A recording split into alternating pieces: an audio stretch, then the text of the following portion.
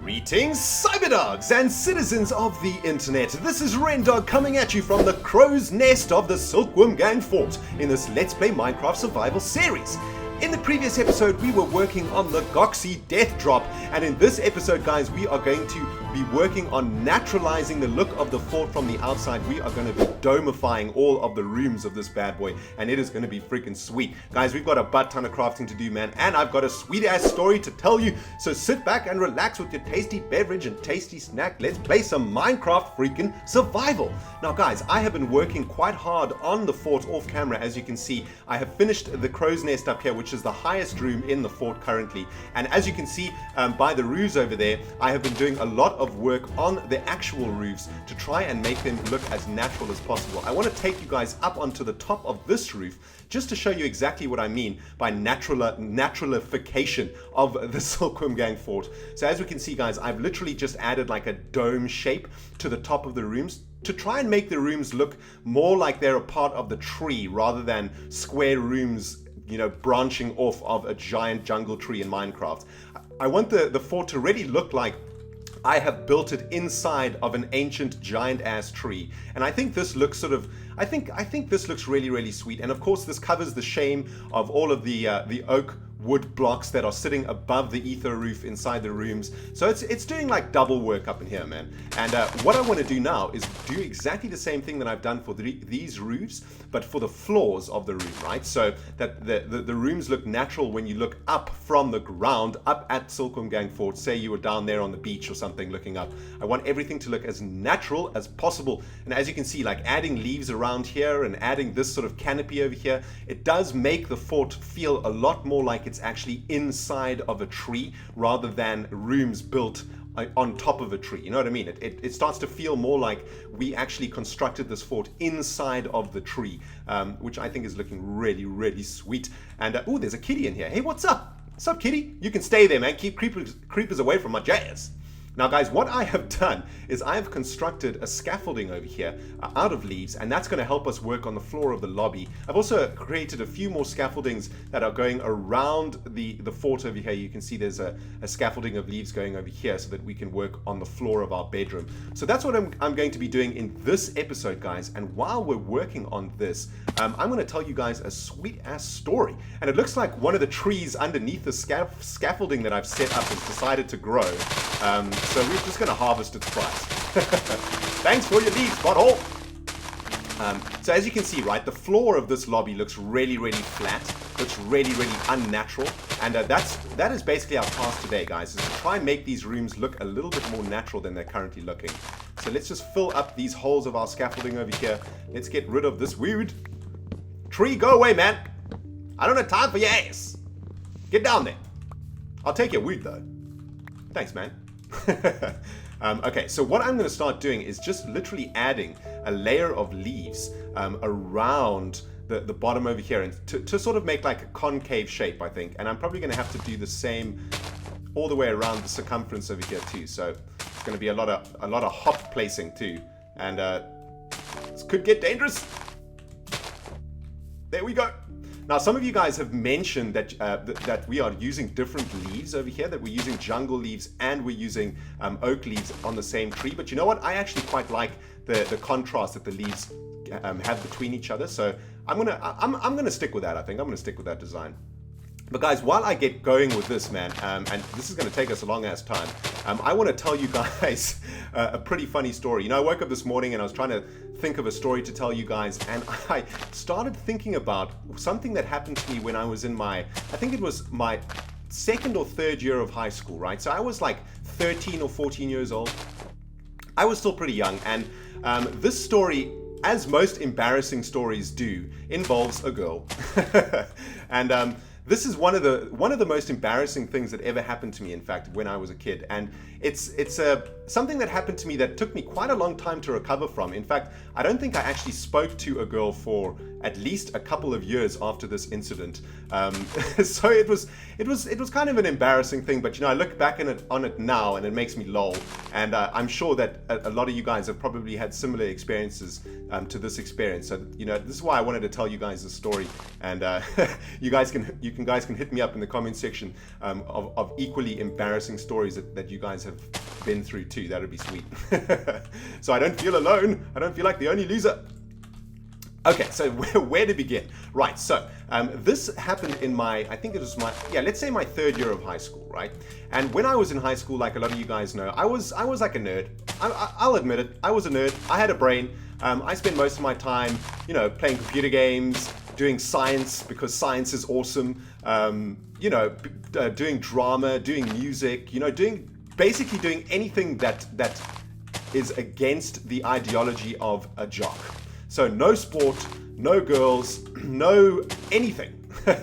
I was interested in freaking StarCraft, and I was interested in Command & Conquer and all those kind of sweet ass games. Diablo, of course, was a sweet game, and I wasn't interested in anything else other than playing games.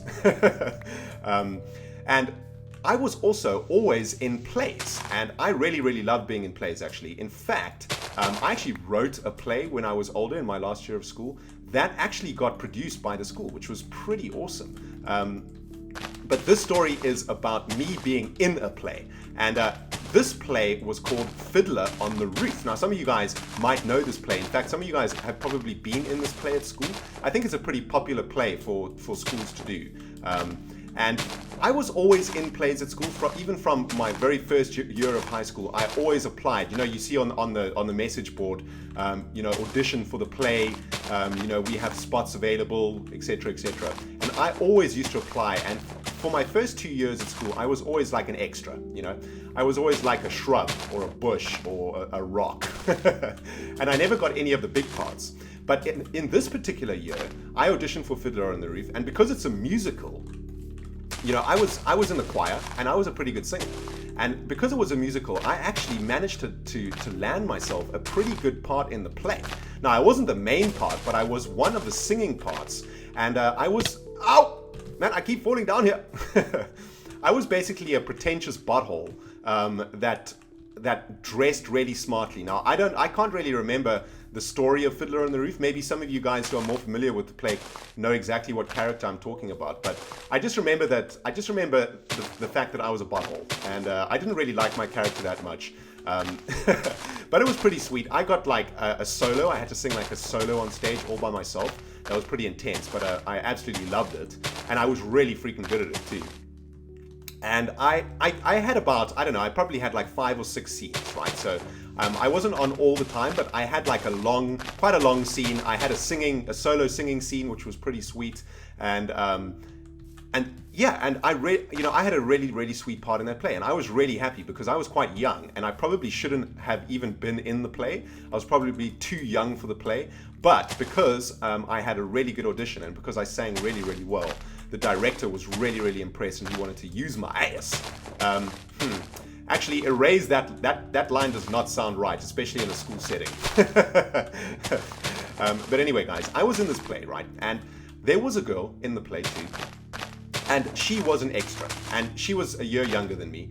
So she didn't get any good part, but she was like a shrub or something like that, right? So she was like one of the extras that I used to be before I was in that play. And she kind of fancied me, man. We started hanging out. She started talking to me, actually, because, I mean, girls, and I'm sure a lot of you cyberdogs are the same as me. I am one of those guys that if you want to speak to my ass, you're gonna have to speak to me, man. I'm not talking to you, man. I'm way too shy to talk to girls, ever. But luckily, this girl was actually not shy at all, and she was quite happy to talk to me. And we had like a dressing room, like a makeup room, where we used to, you know, go and chill when it wasn't our scene at rehearsals. We used to go and all the rest of the cast would have to go and chill in the makeup room until it was your scene. And we used to chill in there, and she used to just come and sit next to me and just start talking to me, you know, asking me how I am, how are my lessons going, how's maths, and random stuff like that. And it was actually really sweet. And you know, we started chatting quite a lot. And we became quite good friends over the rehearsal because, you know, to rehearse for a play like that literally takes, like, I don't know, it takes a long ass time, and it takes 2 or 3 months for a school to put together a play like that. So let's just have a look at the floor of this. Let's have a look what it's looking like. It's looking pretty awesome. I think what I might do is add a couple of layers over here along the, along the walls of the actual rooms. That'll actually give the illusion that it's a branch even more. So at some point I'm going to have to sort of build scaffolding along here, and then we'll add another layer of leaves directly above that first layer of leaves. But we'll do that at some other point. We still have a lot of flooring to do up in here, guys. So let's head up this scaffolding over here. We're going to work on this roof directly above me. Now, before I carry on with the story about the girl, I need to let you know that in this theater, there was a sweet ass secret place that I found in my first year when I was in school. And this secret place was basically, it's difficult to describe, but it was basically like a very small room, right? A very, very small room in the roof of the theater. And the only way you could actually get there, I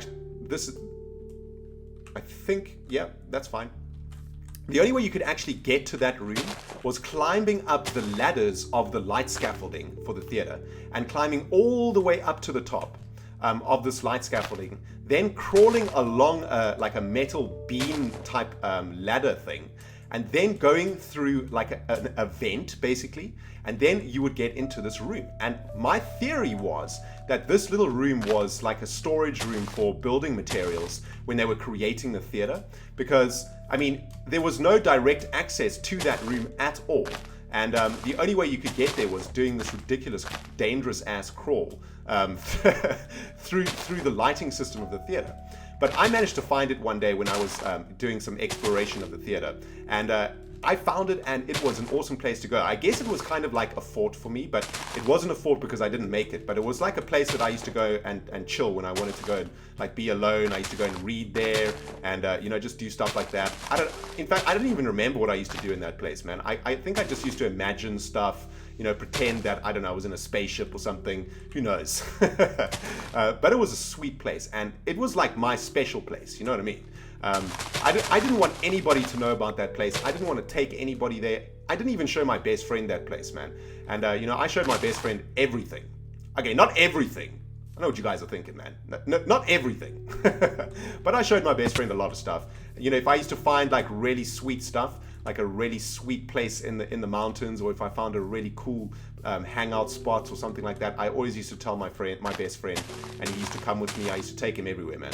And most of the forts that we worked on, most of the forts that we had, I made with him. And I didn't even show him this place, man. That's how freaking special that place was to me. I didn't even show my best friend. And you know, this girl and I were talking a lot during rehearsals, and we started to become quite good buddies. And we got to the point in the play where we started doing live rehearsals. So basically what that means for you guys who haven't been in plays before, you basically do the play from beginning to end as if it's the actual night of the play. So you literally like run the play from beginning to end without stopping, with all the music, with all the cues, with all the lights and everything. And then the director sort of watches and just makes sure that everything is, you know, everything is going to be set for the actual production night. You kind of do this like a few weeks before the actual night begins, right? So we were busy doing this this production run, and like usual, we were chilling in the makeup room because that's where you had to go and chill if it wasn't your scene. And this girl started talking to me, and we were chatting quite a lot, and it was still like 20 minutes or so before we went on. And I just, Kitty, that is a very dangerous place to be. You're not supposed to be there. Goodbye. Hey, he lived. Well, cats always land on their feet, right? Sweet. Oh, man. Anyway, let's just get rid of this scaffolding over here, guys. I think we have finished with that floor, and this floor, yeah, that's looking sweet. Just cut this down to the bottom. All right, there we go. Now we can go all the way back. And so I decided I decided that evening while we were waiting to go on that I was going to take this girl to my secret place in the roof of the theater.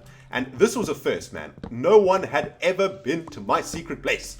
And, you know, seriously, it was like, I remember thinking about it and thinking, damn, son, you know, this is serious business, man. If you take a girl to your secret place, you know, she's got to be your girlfriend, you know, like, I mean, this is that serious. So I said to her, you know, I know a place in this theater that's really, really awesome. There's like a secret room up at the top of the theater. Do you want to come with me and I'll show you? And we were kids, right? So I know this is sounding kind of creepy. And I know that some of you guys are saying, Rendog, you're a creep. But there was no creeping going on, man. we were like 14, okay? And we were like just buddies, okay? Oh man, I'm gonna get flamed for this video so bad. Anyway, I creeped all the way up to the top of that place with her, and I showed her where it was, and we were in there, and she loved it, man. She was like, "This is so sweet," and it was awesome because we could hear like the music down below. We could hear the sound of the actors doing their lines, and you know, and it was really, really dark up there. There wasn't a light in there, and it was really, really small, so we were really close to each other. You know, I can still remember like being able to smell her, which sounds really creepy, but you know what I'm saying, people. You know what I'm saying. I just remember the room being really, really small. Okay, and now I'm blushing, man. I'm super embarrassed right now. But anyway, I'll carry on with this story. And she basically, you know, looked at me and she basically tried to kiss my ass. Well, not my ass, man. This is just getting worse and worse. She basically tried to kiss me, okay? And I had never kissed a girl, right? By that stage, I didn't even know what the jazz was going on. You know, when those lips started coming in my direction, I kind of freaked out, and I was like, and I sort of panicked, and I just couldn't do it. I just couldn't follow through, and I sort of got really, really awkward and really, really, really, really embarrassed. And I said, look, I got to go. It's almost my scene. I've got to go. And that was basically like the end of our friendship. From that incident, I think she felt really, really embarrassed. And obviously, you know, I made her feel really, really embarrassed. And I was really, really embarrassed. I mean, ridiculously embarrassed. And, you know, I didn't want to speak to her anymore. We didn't speak to each other in the makeup room anymore. We didn't speak to each other at rehearsals. Even on the night of the play, we didn't speak to each other. And, you know, everything just fell apart because of that incident, right? But on the very last night of the play, so on the final night of the play, I was waiting outside to go in to do my part, because in one of my scenes, I had to come in from outside the theater along the wings of the theater itself, like running next to, or walking next to the audience and singing while I was walking up the corridor of the theater. And I was waiting outside, and she was a part of that scene too. She was like the prop. She was like a shrub or something in that scene. And she was outside with me. And I think she just, you know, got a lot of courage, and she was like, oh, I've only got one more chance because this is the last night. You know, I've got to ask her. I've got to ask her. So she came up to me, and she asked me straight up, without even blinking her eyes. She was like, do you want to kiss me? And I was like, no, I can't. I can't even remember. I think I just froze up, man. I was so embarrassed. I was just like, I'm sorry, I can't. I have to go on now. I have to go and do my scene now. And I went on. And I basically, I guess I rejected her again. But we did the scene and the play ended, and I went, no! Where in the freaking jazz did that creeper come from? Oh, creeper, you bunghole! You freaking butthole! Oh my goodness, look how close that creeper was to blowing up the Goxy pit, man. Oh my goodness gracious, look how huge its crater is. Oh god. Another death to a creeper. Oh god, that's 2 episodes in a row now, man. What the jazz? Where was that creeper? He literally just spawned out of nowhere, man. Oh man, what a butthole. Where are all my XP balls gone? Oh, there they are. Okay, not too bad, not too much damage done. The Goxy pit survived, thank the Ender gods. I think I probably would have rage quit if if that freaking creeper blew up my pit. But okay, that's not too bad. This is damage we can repair. And he didn't blow up anything too important like the tree or anything like that. So, all right, creeper, I forgive your ass. I'm not happy though. I gotta tell you, dude. I'm a bit angry right now. There was absolutely no need for you to blow me up in the middle of the freaking day while I'm trying to tell the cyberdogs an embarrassing story about me and a girl. You butthole creeper. All right, Rendog, calm down. Creepers are people too, man. You know, they creep and they explode. That is their purpose in life, and that's what they're gonna do. And there's nothing you can do about it other than just accept that it's gonna happen. Deep breath. Okay, my hate for creepers has subsided. All right. Anyway, while I fix the damage this butthole has done, let me carry on with my story, guys. So, where were we before we were rudely interrupted? Right, so she asked to kiss me again in the makeup room. I said no, and everything was really awkward again. The play ended, and she came up to me at the end of the play, and she basically said to me, she basically gave me a letter, right? Like a sealed letter. And she said to me, don't read this until much later tonight when I'm gone. And don't try to contact me or anything. Just read the letter and just do what it says in the letter, and I'll see you again at some other time, right? That's basically all she said to me. So I kept the letter. The play ended. You know, I had dinner with my parents because they came to watch the play. They took me back to the boarding school. I went back to my room, and if you had dinner with your parents at my school, you were allowed to come back a little bit later, right? So I came back like at 11, 11:30. Everybody else was sleeping. And I took the letter into the bathroom, into one of the toilet stalls, and I opened the letter and I read it. And the letter was covered in perfume, and there were freaking hearts all over it. Man, you girls are weird. There were hearts like all over this letter. There were X's everywhere. The writing was in pink. And basically what the letter said, it was a whole bunch of writing. So she basically said that she liked me and we had like a really cool time in the play and all this sort of jazz, and that she wanted to see me again. And at the end of the letter, it said, meet me under the bridge of your school at 2 p.m. this Sunday for a kiss. Is basically what the letter said. And there was like a tiny little bridge, right, that ran over this little stream that went through the grounds of my school. And under this bridge was like the stream was really, really small, right? So there was quite a large area under the bridge to sort of chill. And I don't know how she knew about that place, but I think maybe I probably told her about it, actually. That's probably what happened. I probably told her about that place because I used to go under that bridge quite a lot. When we used to have to run marathons, I don't know if you guys have to do that at your school, but sometimes we would have to run these long-ass marathons around the school grounds, like 3-4 kilometers. I used to run the marathon and then go hide under the bridge and used to wait there for half an hour and then just go straight to the finish line, so I wouldn't have to run the marathon. So I think I probably told her about this bridge. Anyway, she said to meet me there underneath this bridge at Sunday at 2 p.m. And this was like on a Thursday or something, like earlier in the week that she gave this to me.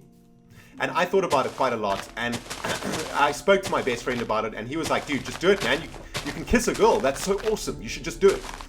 And I plucked up enough courage. I was like, okay, you know what? I am going to do this, man. This is going to be awesome. I'm going to get a kiss under a bridge. That's really cool. And, she's kind of cool. Like, we spoke a lot. I showed her my special place. And we're good friends, and even if we don't have a kiss or whatever, we're still gonna hang out. It's still gonna be fun.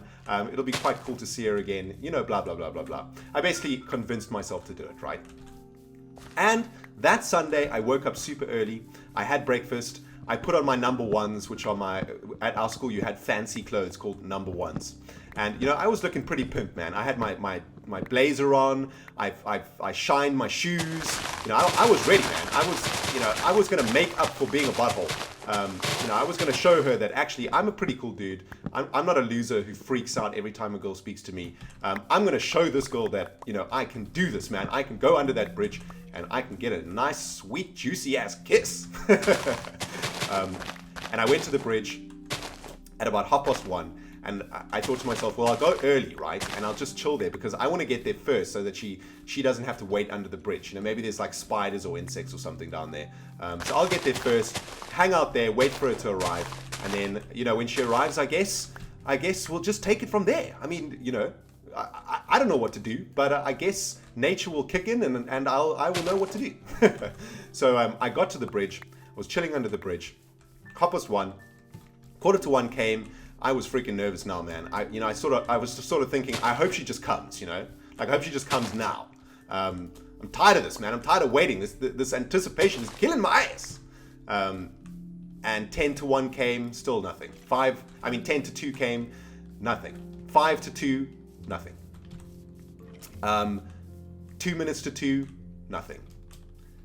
2:15, nothing. 2:30, nothing.